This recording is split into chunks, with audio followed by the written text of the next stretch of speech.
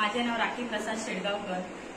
आम्ही मकर संक्रांतीपासून रथसप्तमीपर्यंत हा हळदी कुंकाचा सण साजरा करतो आणि त्यामध्ये आमच्या वाड्यातील सगळ्या बायका आमच्या घरी येतात, आम्ही त्यांच्या घरी जातो आणि हा वर्षातील पहिलाच सण असल्यामुळे बायका सगळ्या एकमेकांच्या घरी जातात. सो खूप आनंद साजरा करतोय आणि वाटतं की सगळ्या बायका येतात एकमेकांकडे, एकमेकांच्या विचारांची देवाणघेवाण होते. सो खूप चांगलं वाटतं. ह्या सणासाठी सगळेजण उत्साही असतात.